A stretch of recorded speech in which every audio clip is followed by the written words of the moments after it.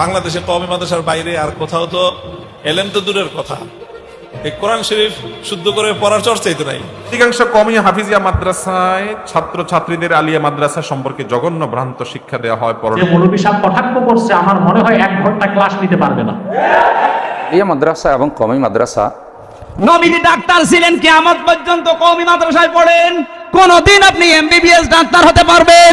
এই দিন ছাড়া অন্য কোনো কিছু চিন্তা করাটা মানে বোকামি হবে বা এটা সম্ভব। আসসালামু আলাইকুম রহমতুল্লাহ। কয়েকদিন আগে মৌলানা মামুনুল হক সাহেব একটি মন্তব্য করেছেন, বর্তমান সময়ে আলিয়া মাদ্রাসায় আর কোনো নতুন করে আলেম তৈরি হয় না।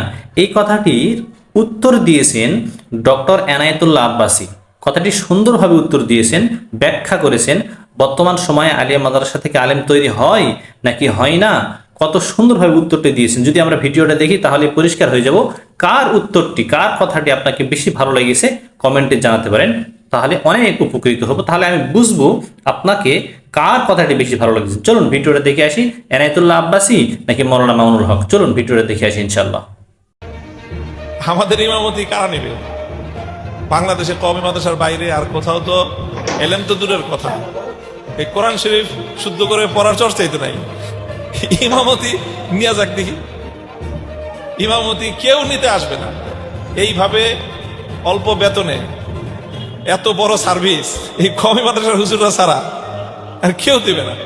অধিকাংশ কওমি হাফিজিয়া মাদ্রাসায় ছাত্র ছাত্রীদের আলিয়া মাদ্রাসা সম্পর্কে জঘন্য ভ্রান্ত শিক্ষা দেওয়া হয়, পরনিন্দা চর্চা করা হয়, অথচ জেনারেল শিক্ষা ব্যবস্থা সম্পর্কে কোনো কথা বলেন না। তাহলে কি আমরা কোন পথে যাব এবং তাদের সম্পর্কে আমাদের কি বিশ্বাস রাখা হবে? ভাইরা আমার, কওমি আলিয়া এই দুই প্রতিষ্ঠানই ইসলামের প্রতিষ্ঠান। একটাকে আরেকটার শত্রু মনে করা এটা অজ্ঞানতা। এটা কি? এক সময় এদেশে আলিয়া মাদ্রাসাই ছিল বেশি, বরং আলিয়া মাদ্রাসাই ছিল এক সময়। আলিয়া মাদ্রাসা থেকে অনেক বড় বড় আলেম তৈরি হয়েছেন। কালের আবর্তে হয়তোবা এক ধারার মাদ্রাসাতে কিছুটা পড়াশোনা, আমল আখলাক, এটার পরিমাণ হয়তো কম দেখা যেতে পারে, কিন্তু আমরা যখন জেনারেল শিক্ষা ব্যবস্থা সাধারণ ধারার সাথে তুলনা করব, তখন দেখব যে এখানেও আলহামদুলিল্লাহ আলেম তৈরি হচ্ছে। অনেক আলিয়া মাদ্রাসা আছে যে আলিয়া মাদ্রাসা থেকে অনেক ভালো ভালো আলেম এখনো তৈরি হচ্ছে দলে দলে। আবার কওমি মাদ্রাসাও কালের আবর্তে সব সময় যে এর ধার, এর যে ঐতিহ্য, এর আমলি পরিবেশ, পড়াশোনা সবসময় যে একরকম থাকবে তা নয়। অবস্থার অবনতি, ভালো মন্দ বিভিন্ন সময় আল্লাহ তাআলা কাকে দিয়ে কতক্ষণ কতটুকু কাজ নেবেন সেটা আল্লাহ ভালো জানেন।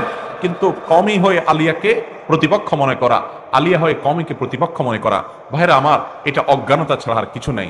আমি গত পরশুদিন পঞ্চগড়ে গিয়েছি, এক আলেম এসে আমাকে বললেন, ভাই আপনি যে মাদ্রাসার মাহফিলে আসছেন, আপনি কি জানেন এটা আমাদের মাদ্রাসা না? আমি বললাম কাদের? কাদিয়ানীদের? না না সেটা না। তাহলে কাদের? খ্রিস্টান মিশনারিদের? না সেটাও না। আমি বললাম পুরাই উত্তর অঞ্চল ধ্বংস করে ফেলেছে এই সমস্ত ষড়যন্ত্রগুলো। সেটা নিয়ে আপনার মাথা ব্যথা নাই, আপনার সাথে একটু ভিন্ন মত আছে, আপনি বলতেছেন এটা আমার না। আমি তো মনে করি এটাও আমার, এটাও আমার। মুসলমান ছোট কলিজার হবে না, তার কলিজাটা একটু বড় হবে। আপনি একটা ধারাকে উপকারী মনে করেন, আলহামদুলিল্লাহ সে ধারা খেদমত করেন, আরেক ভাইকে তাচ্ছিল্য করবেন না। ভাইয়েরা, আমরা বহু কামড়াকামড়ি করছি, বহু এরকম রেশারেশি করছি, বহু একে অন্যকে তুচ্ছ তাচ্ছিল্য করছি, নিজেকে শ্রেষ্ঠ মনে করছি। এর দ্বারা ইসলামের কোনো ফায়দা হয় নাই, নফস এবং প্রবৃত্তির পূজা হয়েছে শুধু। কোনো বিশেষ কওমি মাদ্রাসা যদি কোথাও হয়ে থাকে তো শুধু সেখানেই আছে তা না। হতে পারে কোনো আলিয়া মাদ্রাসাতে পড়ুয়া ভাই কওমি আলা ভাইদেরকে মনে করে সে আমার প্রতিপক্ষ। ভাইরে, নিজের ভাইকে প্রতিপক্ষ বানাচ্ছেন কেন? কওমি হোক আর আলিয়া হোক, এই সবগুলো আমাদের প্রতিষ্ঠান, এই সবগুলো ওলামায়ে কেরাম তৈরির কারখানা। আমরা কোনোটা নিয়ে গর্ব করার সুযোগ নাই। আল্লাহ তাআলা আপনাকে নিয়ে আজ বেশি কাজ নিচ্ছে, কালকে আল্লাহ না করুক আরেকজনকে নিয়ে আল্লাহ কাজ নিতে পারেন। আল্লাহ কখন কার কাছ থেকে কাজ নিবেন এটা আল্লাহর ফয়সালা। কওমি আলিয়ার বিভেদ সৃষ্টি যারা করে তারা মূলত ছোট কলিজা রাখে, দিন ছোট, কনজাস্টেড মাইন্ড। আমরা মনে করি আল্লাহর দ্বীনের খেদমতে কওমির যেমন অবদান আছে, আলিয়ারও অবদান আছে। আমরা কাউকে খাটো করব না। বাংলাদেশে এখনো কিছু আলিয়া মাদ্রাসা পড়ার মানকে ধরে রেখেছে। যে মৌলভী সাহেব কটাক্ষ করছে, আমার মনে হয় 1 ঘন্টা ক্লাস নিতে পারবে না। এগুলো বলবেন না, এগুলো করবেন না। আলিয়াকে কিভাবে বাদ দিবেন? আলিয়া মাদ্রাসার সাথে সংশ্লিষ্ট আছে দেশের 2.5 কোটি মানুষ। আপনাদের ভাগ্য ভালো, ফুলতুলির মরহুম পীর সাহেব রহমতুল্লাহ এলমে কেরাতের খেদমতের মাধ্যমে আপনাদের বিভাগটাকে সেভ করে গেছে। আলহামদুলিল্লাহ। আমি কষ্ট পেয়েছি, এক মৌলভী সাহেব কিছুদিন আগে বলল যে কওমি মাদ্রাসা ছাড়া কোথাও পড়াশোনা নাই।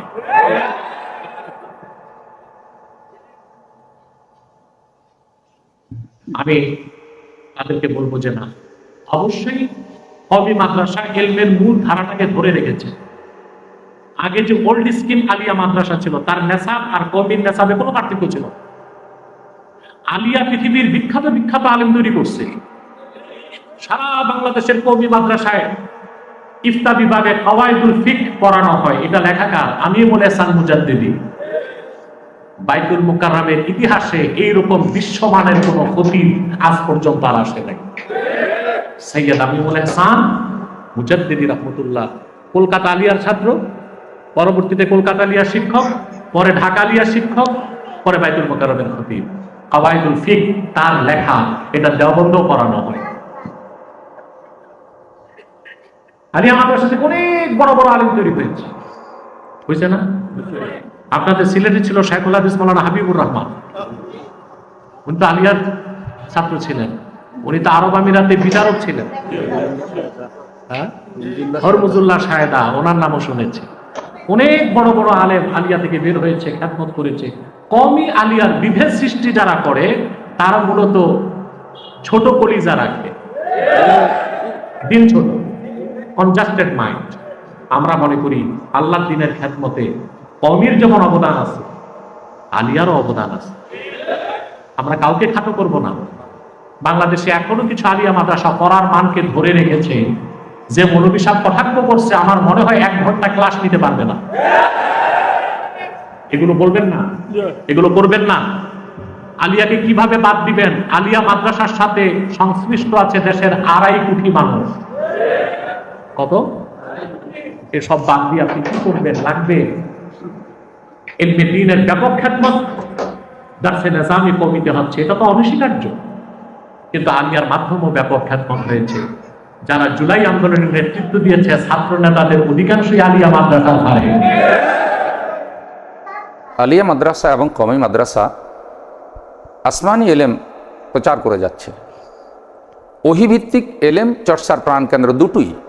সুতরাং দুটো প্রতিষ্ঠানকে আমরা, দুই ধারার প্রতিষ্ঠানকে আমরা ভালোবাসি।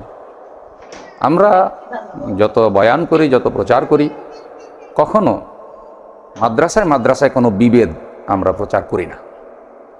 এখানেও কোরআন হাদিস পড়ানো হয়, ওখানেও কোরআন হাদিস পড়ানো হয়। তবে আলিয়া মাদ্রাসা প্রতিষ্ঠার একটা প্রেক্ষাপট রয়েছে এবং দারুল উলুম দেওবন্দ প্রতিষ্ঠারও একটা প্রেক্ষাপট রয়েছে। কলকাতা আলিয়া মাদ্রাসা এবং দারুল উলুম দেওবন্দ। কিন্তু দুই ধারার প্রতিষ্ঠান প্রতিষ্ঠিত হওয়ার পিছনেই ন্যাক উদ্দেশ্য রয়েছে, ভালো উদ্দেশ্য রয়েছে। কেউ বলেছেন এভাবে করলাম, কেউ চিন্তা করেছেন এভাবে করলাম। সুতরাং আলিয়া মাদ্রাসা এবং কওমি মাদ্রাসার মধ্যে কোনো দূরত্ব সৃষ্টি করা কোনো দাঁড়িল আল্লাহর পক্ষে উচিত নয়। কেউ এটা বলা উচিত নয় যে আলিয়া মাদ্রাসাই সেরা মাদ্রাসা, আবার কেউ এটাও বলা উচিত নয় যে কওমি মাদ্রাসাই সেরা মাদ্রাসা, আলিয়া মানেই খালিয়া, আবার কওমি মানেই ভিখারি, ইত্যাদি ইত্যাদি বলার মধ্যে কোনো কল্যাণ নেই, কোনো বারাকা নেই। উভয় ধারার আলেমরা সম্মানিত এবং এমপিওভুক্ত বেসরকারি শিক্ষা প্রতিষ্ঠান হিসেবে সরকার যেই 100% বেতনের যে ঘোষণা দিয়েছেন, সেখানে আলিয়া মাদ্রাসাও তাদের অবস্থান করে নিয়েছে। এবং এইসব কারণে আলিয়া মাদ্রাসার অতি সিলেবাসের মধ্যেও কিছু কিছু পরিবর্তন রাষ্ট্রীয় কারণে বা প্রশাসনিক কারণে পরিচালকরা এনেছেন। আর কওমি মাদ্রাসা যেহেতু এই ধারাবাহিকতা এখনো আসেনি, তাই কওমি মাদ্রাসা কিছুটা এখান থেকে ভারমুক্ত।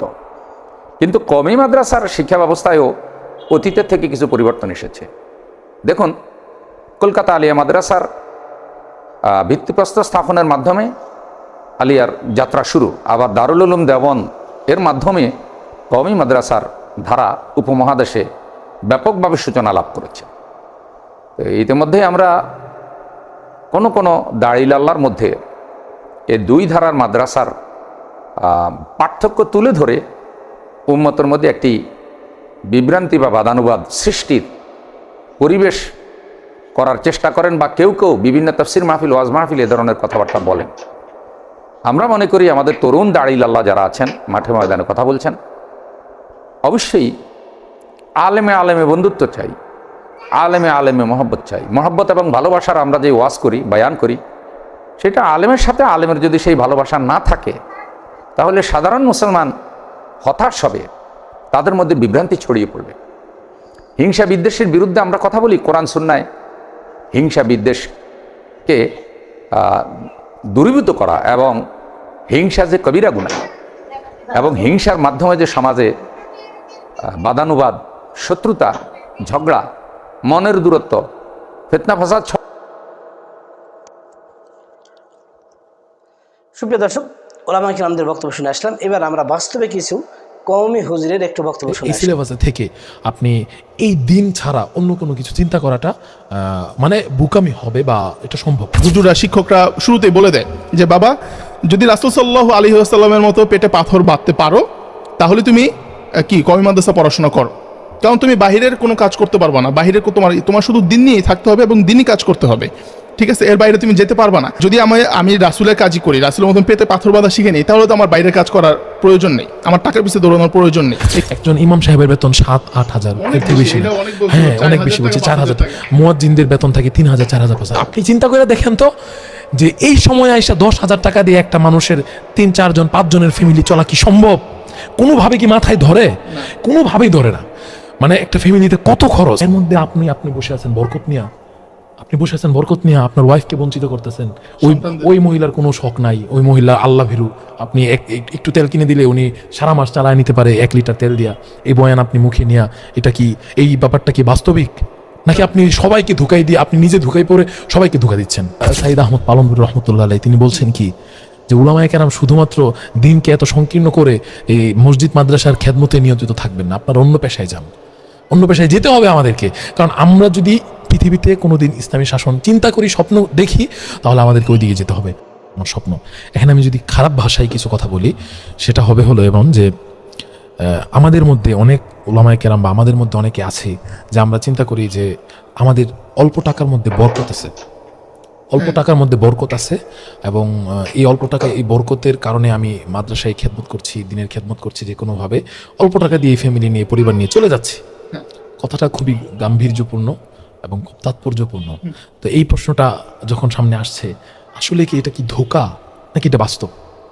যে একজন ইমাম সাহেবের, একজন মাদ্রাসা শিক্ষকের অল্প টাকায় বরকত আছে, এটা কি ধোঁকা? এখন এটার উত্তর হলো যে যদি ধোঁকা হয়, তাহলে সেই ব্যক্তি, সেই আলেম, সেই ইমাম, সেই শিক্ষক, তিনি তার পরিবারকে কষ্ট দিচ্ছেন, তার পরিবারকে তার পরিবারের হক নষ্ট করতেছেন। তার স্ত্রীর যে শখ আহ্লাদ আছে সেগুলো পূরণ করতেছেন না, তার সন্তানের যে ইচ্ছা আছে, স্বপ্ন আছে, সেগুলো পূরণ করতেছেন না, তার বাবা মার হকটাও আদায় করতেছেন না, এবং নিজেরও কষ্ট দিতেছে। এত কষ্ট দিয়ে হ্যাঁ, এত কষ্ট দিয়া, আমি বলি এত কষ্ট দিয়া সে মানে চলতেছে, এটা তো ঠিক না।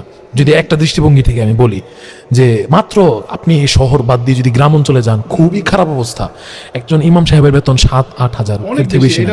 হ্যাঁ, অনেক বেশি বলছে, 4,000 টাকা। মুয়াজ্জিনদের বেতন থাকে 3,000, 4,000, 5,000। আপনি চিন্তা করে দেখেন তো, যে এই সময় আইসা 10,000 টাকা দিয়ে একটা মানুষের 3-4 জন 5 জনের ফ্যামিলি চলা কি সম্ভব? কোনোভাবে কি মাথায় ধরে? কোনোভাবেই ধরে না। মানে একটা ফ্যামিলিতে কত খরচ, খাবার খরচ, ওষুধ খরচ, আসবাবপত্রের খরচ, তারপরে মানে থাকা খাওয়ার, মানে কত খরচ। 2টা ঈদ আছে, কাপড় লতা ক্রয় করতে হয়, কত খরচ। এর মধ্যে আপনি বসে আছেন বরকত নিয়া, আপনার ওয়াইফকে বঞ্চিত করতেছেন। ওই মহিলার কোনো শখ নাই, ওই মহিলা আল্লাহ ভীরু। আপনি একটু তেল কিনে দিলে উনি সারা মাস চালায় নিতে পারে 1 লিটার তেল দিয়া।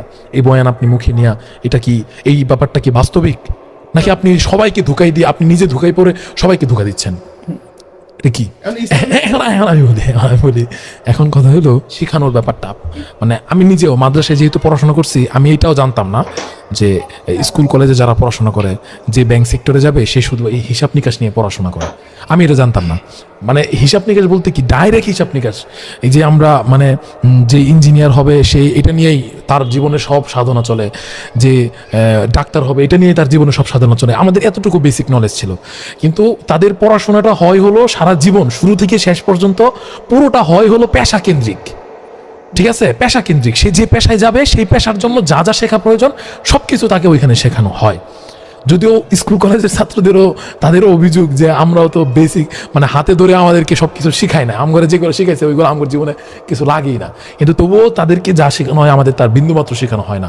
এখন আমাদের যখন এই জায়গায় আমি এভাবে যদি বলি যে 130 জন ছাত্র আমরা একসাথে ফারেক হয়েছি দাওরা, 130 জনের মধ্যে হাতে গুনে আমি খোঁজ খবর যা রাখতে পেরেছি যে হয়তো সর্বোচ্চ 15 থেকে 20 জন মানুষ ওনারা উলামায়ে কেরাম তারা বিভিন্ন মাদ্রাসায় দর্স তাদরিসের সাথে আছেন, কিছু উলামায়ে কেরাম আছেন, হ্যাঁ ওনারা আছেন, আর বাকি 100+ ছাত্র নাই। ওনারা কোনো মানে মাদ্রাসা কেন্দ্রিক মসজিদ কেন্দ্রিক এমন কোনো দায়িত্বে ওনারা নাই, ঠিক আছে, হাহাকার খুব কম করছে, তবে নাই, ওনারা নাই, ওনারা এক একজন এক এক জায়গায়।